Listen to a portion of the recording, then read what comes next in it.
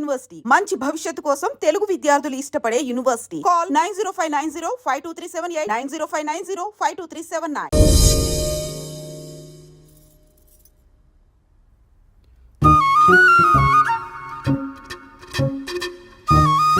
తింటారా?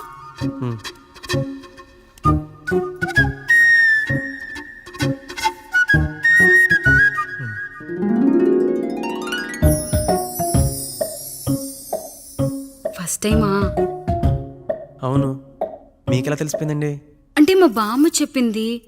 శోభనం గదిలో అనుభవం మగాడైతే మామిడి పండు పిసుక్కొని తింటాడు, అదే లేనివాడైతే మీలా ఇలా అరటిపండు ఓపిగ్గా ఒలుచుకొని తింటాడు అని.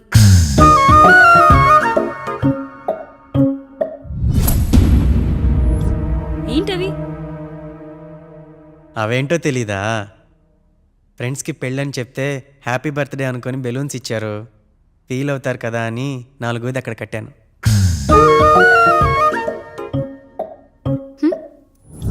అన్నీ వచ్చాడు.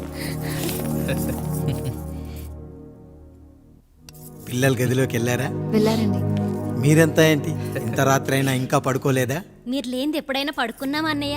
అందరం కలిసే కదా పడుకునేది మావయ్య. సరే అందరం పెద్దోడి గదిలో పడుకుందాం. ఈ రోజు వాడి శోభనం కదా, అసలే కొత్త. పక్కనుంటే ధైర్యంగా ఉంటుంది, పక్క నుండి దగ్గరుండి జరిపిద్దాం. పదండి.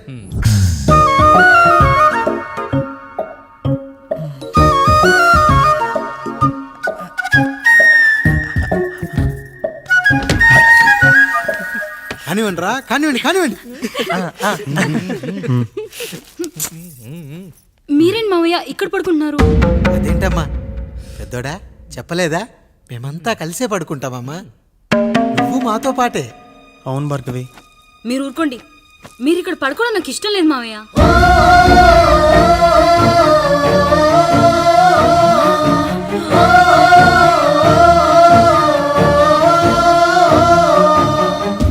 అదేంటమ్మా అలా అంటావు? ఎన్నో చూసాం, ఎన్నో చేశాం. దుక్కి దున్ని కోత కోయకుండానే ఈ విత్తనాలన్నీ మొలకొచ్చాయంటావా తల్లి? అవన్నీ నాకు తెలియదు మావయ్య, మర్యాదగా బయటికి వెళ్ళండి.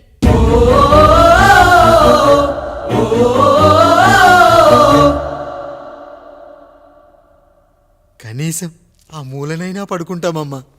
నువ్వైనా చెప్పరా పెద్దోడా? అంటే తను ఇబ్బంది పడుతుంది కదా నాన్న.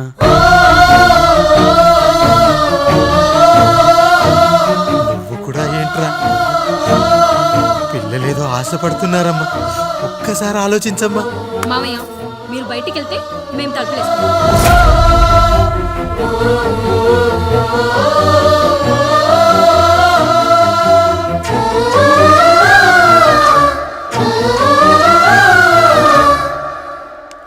వేసుకోండి అమ్మా, వేసుకోండి, తలుపులు వేసుకోండి.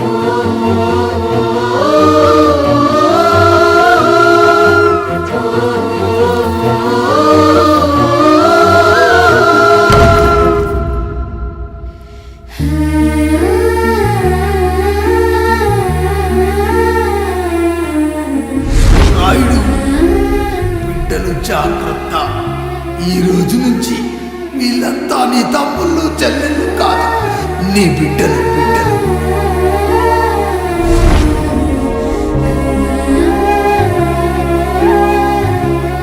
జానకి, ఏమండి? సావిత్రి, ఏమండి? లక్ష్మి, ఏమండి? మన గదిలోకి పదండి. ఇక నుంచి ఎవరి పిల్లలతో వాళ్ళ గదిలోనే పడుకోవాలి. ఇది ఈ రోజు నుంచి ఈ వంశానికి రాస్తున్న కొత్త శాసనం. అయ్యా అలా అనకండి అయ్యా, మీరు లేకుండా మేము ఎప్పుడైనా విడిగా పడుకున్నాం. అంతా కలిసే కదయ్యా పంచుకున్నాం. వెళ్ళరా వెళ్ళు, నీకు భార్య ఉంది, నీకు పడగది ఉంది. వేసుకోండి రా, మీరు వేసుకోండి, తలుపులు వేసుకోండి. మీరు కూడా ఏంటండి పిల్లలేదు? చిన్న పిల్లల వాళ్ళని ఉయ్యాల్లో ఆడించేటప్పుడు పక్కనే ఈ నాన్నకు కావాలి, బడికెళ్ళేటప్పుడు పక్కనే ఈ నాన్న కావాలి, గుడికెళ్ళేటప్పుడు కూడా పక్కనే ఈ నాన్న కావాలి. కానీ శోభనం గదిలో మాత్రం పక్కనే ఉంటానంటే బరువయ్యాను జానకి, బరువయ్యాను.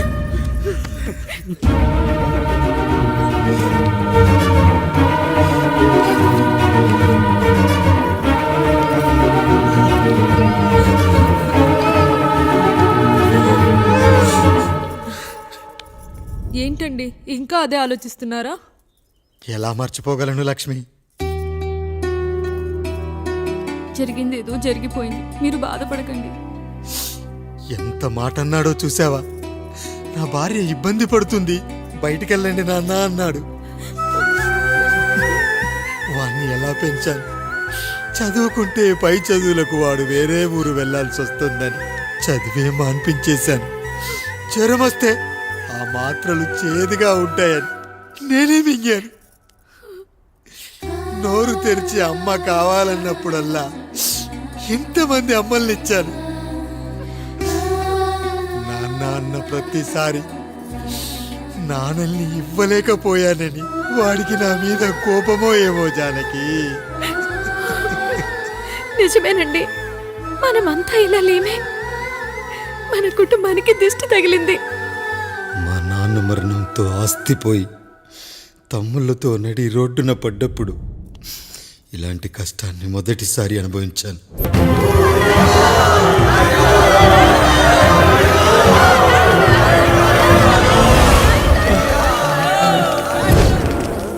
ప్రజల్లారా, నా బిడ్డల్లారా, నా జీవితం మీకే అంకితం. మళ్ళీ జన్మంటూ ఉంటే మీకోసం తిరిగి వస్తాను.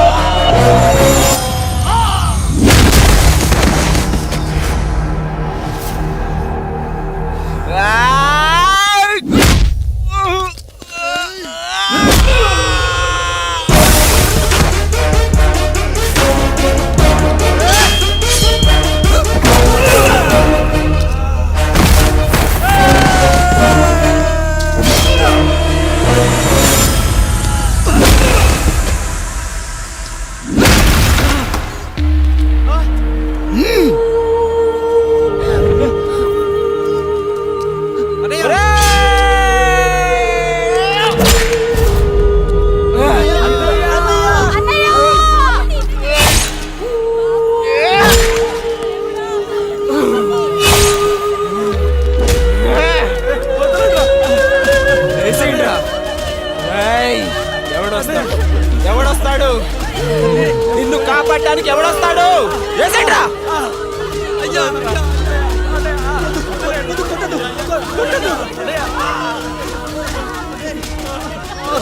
కష్టం వస్తే ఒక్కసారి నాన్న అని పిలవరా, ఆ సమాధిలోంచైనా లేచొస్తా.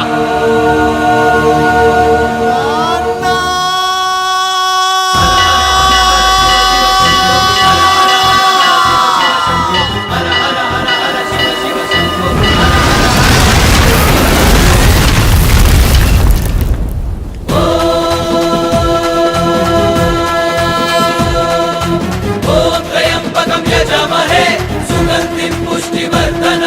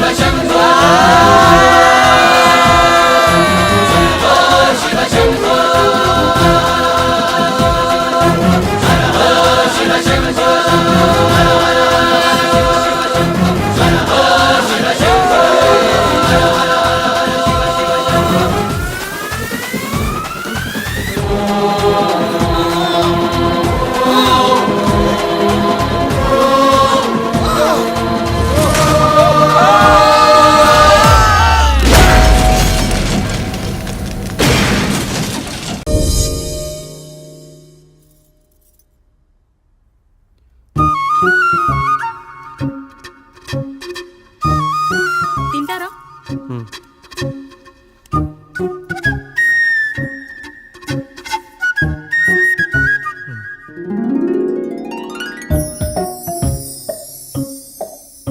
ఫస్ట్ టైమా? అవును, మీకెలా తెలిసిపోయిందండి?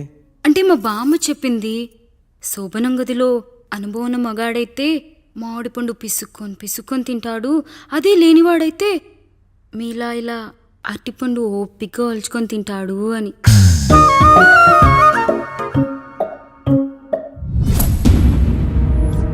ఏంటవి?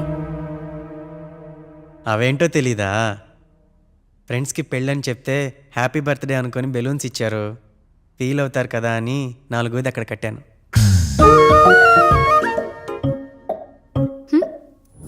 ఈ అన్నయ్య వచ్చాడు. పిల్లల గదిలోకి వెళ్ళారా? వెళ్ళారండి. మీరెంత ఏంటి ఇంత రాత్రి అయినా ఇంకా పడుకోలేదా? మీరు లేనిది ఎప్పుడైనా పడుకున్నామా అన్నయ్య? అందరం కలిసే కదా పడుకునేది మావయ్య.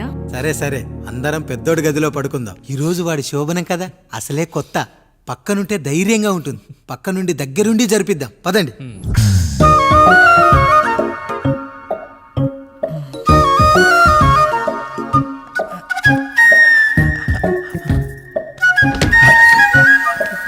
కానివ్వండి రా, కానివ్వండి కానివ్వండి. మీరేంటి మావయ్య ఇక్కడ పడుకుంటున్నారు? అదేంటమ్మా పెద్దోడా, చెప్పలేదా? మేమంతా కలిసే పడుకుంటామమ్మా. నువ్వు మాతో పాటే. అవును భార్గవి. మీరు ఊరుకోండి. మీరు ఇక్కడ పడుకోవడం నాకు ఇష్టం లేదు మావయ్య.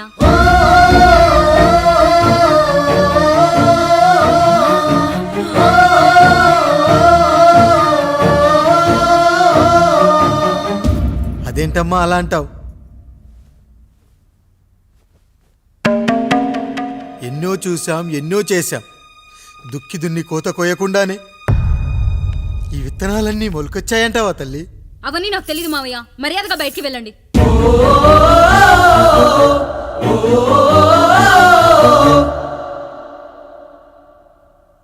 కనీసం ఆ మూలనైనా పడుకుంటామమ్మా. నువ్వైనా చెప్పరా పెద్దోడా? అంటే తను ఇబ్బంది పడుతుంది కదా నాన్న.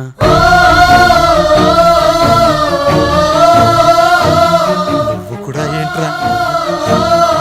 పిల్లలేదో ఆశపడుతున్నారమ్మా. ఒక్కసారి ఆలోచించమ్మా. మావయ్య మీరు బయటికి వెళ్తే మేము తలుపులేస్తాం.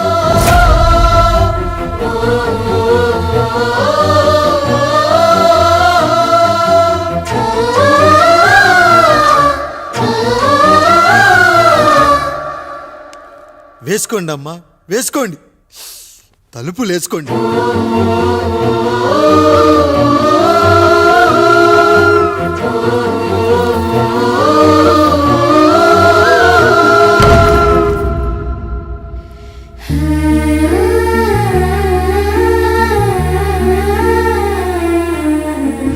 రాయుడు, బిడ్డలు జాగ్రత్త. ఈ రోజు నుంచి వీళ్ళంతా నీ తమ్ముళ్ళు చెల్లెళ్ళు కాదు, నీ బిడ్డలు.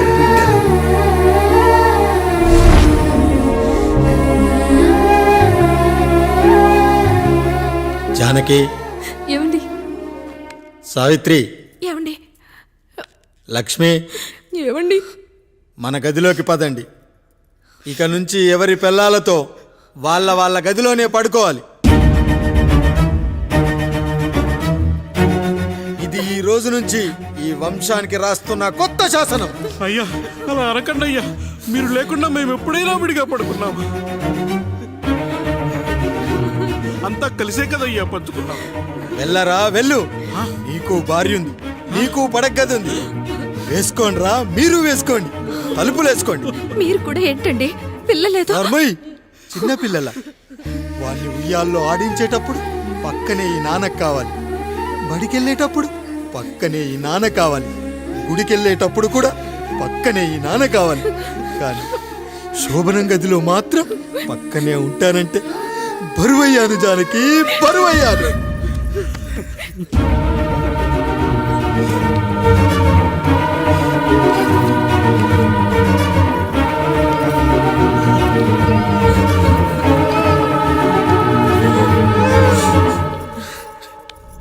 ఏంటండి ఇంకా అదే ఆలోచిస్తున్నారా? ఎలా మర్చిపోగలను లక్ష్మి? జరిగింది ఏదో జరిగిపోయింది, మీరు బాధపడకండి. ఎంత మాట అన్నాడో చూసావా? నా భార్య ఇబ్బంది పడుతుంది, బయటికెళ్ళండి నాన్న అన్నాడు. వాణ్ణి ఎలా పెంచాను? చదువుకుంటే పై చదువులకు వాడు వేరే ఊరు వెళ్లాల్సి వస్తుందని చదివే మాన్పించేశాను.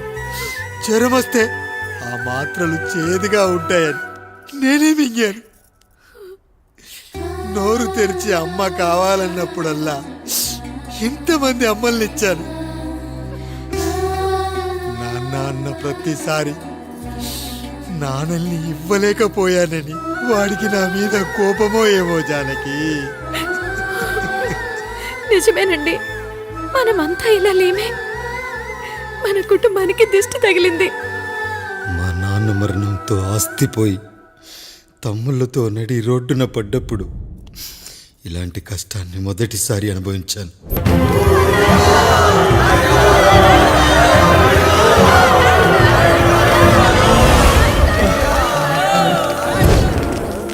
ప్రజల్లారా, నా బిడ్డల్లారా, నా జీవితం మీకే అంకితం.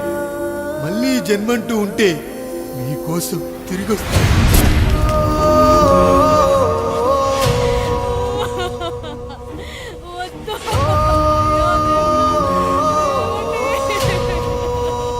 వద్దయ్యా, వద్దు, వద్దయ్యా, వద్దయ్యా.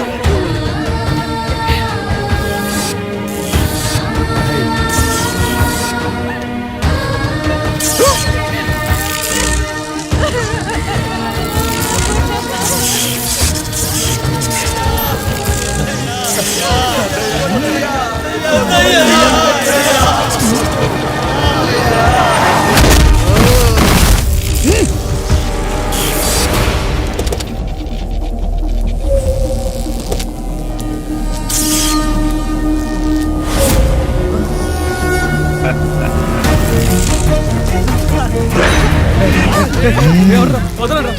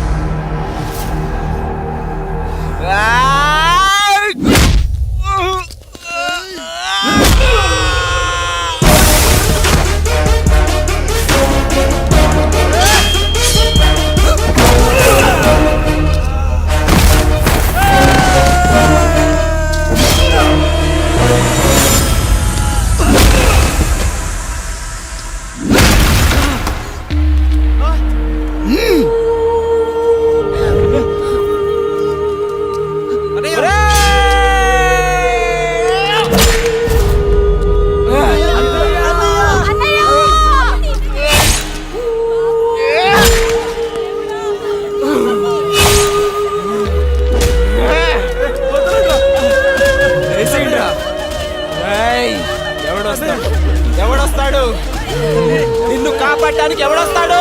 వేసేట్రా.